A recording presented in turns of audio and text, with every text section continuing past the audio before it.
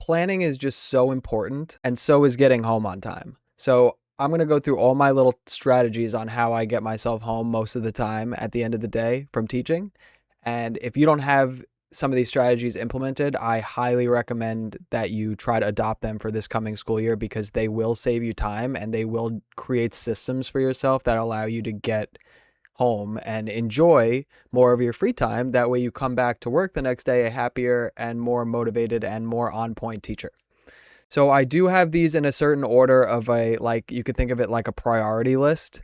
And what you always want to do is you want to identify where your weak points are during the day and what pieces of your day cause you a lot of stress, and then try to think of a system to remove that. That's sort of the idea. So here's what I have right now as my current routine, and I don't think I'm going to change much next year, to be honest, because I get pretty good results with getting home and then having a great classroom experience, in my opinion.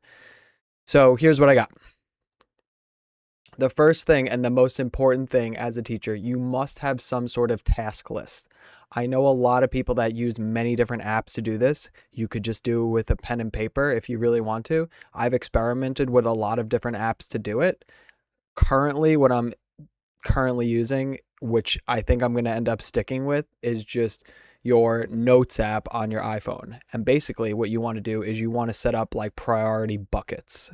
I'm going to talk about these more in depth in a second, but the priority buckets are really, really important because you want to know what you need to tackle immediately, what can be waiting till the end of the day or the end of the week or the end of the month, and you could really build these out as much as you really want to. I really like just focusing on the today and like the weekly, and that's sort of where I am. I don't really scale past that. I do for side stuff, but I don't for my teaching job. So basically, I just whipped up something real quick and screenshotted it, as you could see here. So you want to do today, and then it's cool because the Notes app does these little bullets. So you can check them off as you go.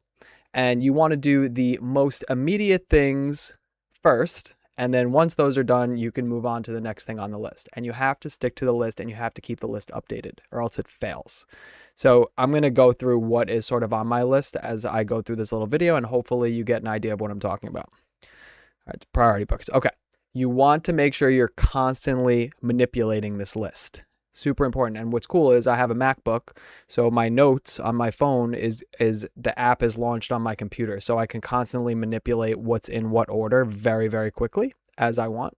And then that's going to transfer to my phone, and then I can quickly see on my phone things ping on my watch. I got that. So I like the Apple ecosystem. It works for me. If you're an Android person, I'm sure they have all sorts of apps that link together just the same. But I like the idea of the computer syncing to my phone. I enjoy that a lot. It helps. So if I want to type really fast or something like that, I can quickly edit a list in the Notes app on a computer very, very rapidly. And when I'm, using my fingers, I'm much slower and I can't format things correctly. So the computer app helps a lot in that sense. Okay, so what you want to do basically, weekly routine for school teacher, right? And I teach middle school. I have 3 preps right now. Generally all the time. I teach an accelerated class, then I have the lab period for that, and then I teach a regular physical science, actually ICT. So I teach collab too. So I'm juggling, right? And most teachers are. If you're blessed with 1 prep, then that's awesome. Then you have much less to worry about, and that's fantastic. So if you have multiple preps, this also works really well. The first thing, and this is a strategy that works for me, might not work for people with certain childcare situations, family situations. If you can get into the building early, it is, at least for me, remarkable. My first period doesn't start till 7:45. I'm in the building at like 7:05-ish. No one's there. You know what that means? I get basically anything I want done. No one's talking to me, no distractions. The copy machine's free. Everything's there. So there's huge advantages, and this is going to be great. And also I don't hit traffic.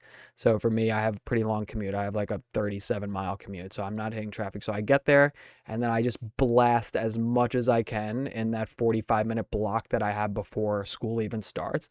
And this just gets me out of the building basically. So instead of staying after for an hour, I'm basically doing everything quicker in the morning. And, once all the teachers start to rush in, then the copy machine sort of breaks. then all the problems start to happen. People want to have conversations. You know, you get your kids are trickling in the hallway and having conversations with you. It's just a distraction from getting what you need done. So get in early if you can. The next thing is have some sort of planning calendar. So the first thing I do when I get in the morning is I look at my planning calendar. I'm going to do a separate video on the planning calendar because my planning calendar went from the old plan books for most of the time until I made like a digital calendar, and I'll show you how I did that and what that looks like. But look at what you are envisioning for all of your preps. You know, I just do the current day and then the next day just to start when I get in, to make sure you have all your ducks in a row. Like if I'm setting up a lab, that's normally a priority in the morning for me. If I have time the day before, I'll set up the day before, but normally the labs that I do don't require an enormous amount of effort to deal with, and I have everything basically that I need, so I could quickly set a lab up in the morning, not a problem. So planning calendar is the first thing I check. Then here's the key. Ready? The first thing you're going to do when you get into work in the morning, you're going to get everything set for the next day. So just one day in advance. That means see what you're doing the next day, print all that stuff out, get all your copies ran off for tomorrow. It is the first thing you do. Anything that prevents you from going home that day, that is the first things you do. Because then once that's done, which can be done for me, I could get all that stuff done within 20 minutes probably. Everything else after that is a bonus. That's how I think about it. Because no matter what, you can end your day and go home and know that when you come in tomorrow, everything's set up. So this is the first thing I do. Go make your copies for just tomorrow. And once that's done, you did the absolute only necessary thing that you have to do is done. Okay? After you're done, now you're talking like 20, 25 minutes into your morning by this point. Now you're prepped for tomorrow. That's great. I'm not even saying do your slideshows or anything. You don't have to do that. I sort of trickle that in throughout my day when I can, or I'll just do it real quick before first period, because all my slideshows are already basically done for tomorrow. I don't even make slideshows, by the way. Everything that I do is worksheet based, and then I just export it as a PDF into a slideshow with a do now slide. I change the date and I change the homework. So I don't have to make any slideshows. So that's a whole nother separate video. I don't do slideshows. Also the other thing with slideshows, on a side note, whenever you make any adjustments to your main worksheets or your labs or whatever, your slideshows then have to be edited too. What a pain. So I don't have to do any of that. Next thing is you're going to get right into your immediate tasks. So what does this mean? These are, check your email. So you go in your email, anything that immediately needs to be done, get done. If you have to fill out like IEP feedback, you need to fill out a Google form for your supervisor, you need to parent emails, student emails, things like that.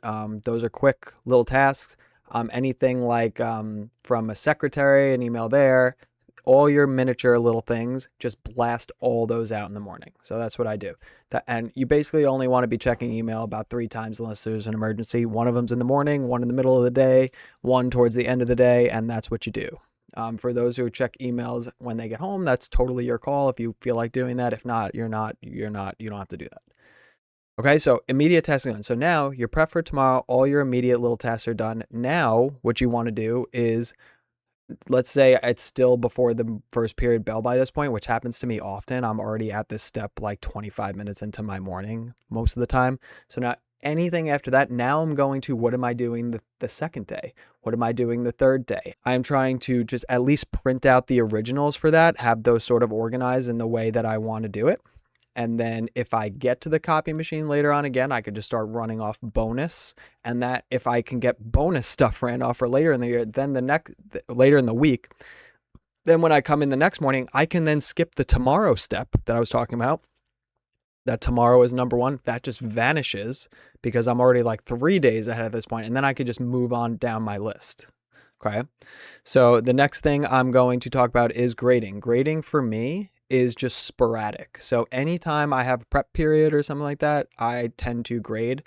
The good thing about what I do for grading, at least in my class, that works well for me. If the students are working on group work or a lab or something like that, they come right up to me when they're done, and I just rip through and I grade their questions for them, at least the most important ones that I think. Sometimes, most of the time, I do all of it, and then I just send them back. And the reason this is good is because it's immediate feedback for them. So I think that's really good assessment strategy. They get immediate feedback on the questions, they can adjust, and then they come back in, and you could either give them half the points back or all the points, however you want to do it. Depends on the lab for me. But so I get a lot of my grading done like that, and it's a win-win because I'm getting my grading done, number one, and the kids are getting immediate feedback from me. So that's great. Otherwise, if it's like other worksheets, tests, and stuff like that, I'll just do them when I have the free time. I'm pretty good at flipping tests back. If it's a test or a quiz, I'll try to get that back within like a day, day and a half tops, because the kids are all wondering constantly, and I just kind of blast that out. Test days are great because when the kids are taking the test, I'm just blasting grading. So I'm just doing all my grading while they're doing that. And you revolve and rotate, and they come up and ask you questions. So sometimes it doesn't work, but I get a lot of stuff done in that time period too. Next thing is, like I said, hit the copy machine, bonus copy machine as much as you can, because that's going to get you ahead on your list for the next day. Literally anything else after that is just bonus. So literally this strategy gets me home every single day on time. Sometimes I have extra help after school, and that's different, but I'm still leaving immediately after extra help. I would say this strategy for me, 13 years in with this works for me. I'm home at the bell after a ninth period 99% of the time. Listen, I'm also 13 years in, so I have an idea of how to teach the content really well. If you're a first year teacher, you're in a different ball game with this, obviously. You're going to have to work your way there. Once you have like your presentation set and your scope and sequence, and you kind of know your lessons, then you're going to eventually hit this. But I would say, no joke, you can hit this point within 2 or 3 years into your career. Not even exaggerating. So if you're a veteran teacher, 25, 30 years, who's still like staying after school every single day, like I would really like, if you like that and you're avoiding going home, then fine. But otherwise, I don't know why you would want to do that. And there is a way to not do that, just so you know. So I would try to like come up with something. Home sweet home. That's where I want to go. I put that little plug there because you want to disconnect as much as you can. And when you can do that as often as possible, you will then come to work the next day refreshed, ready to hit the day. And you'll be able to give way more energy to your students. You'll be a way better teacher for it. You'll be a happier person for it. And you won't feel like work and school is constantly consuming your life. So that's my little weekly and daily planning strategy, just my mindset about it.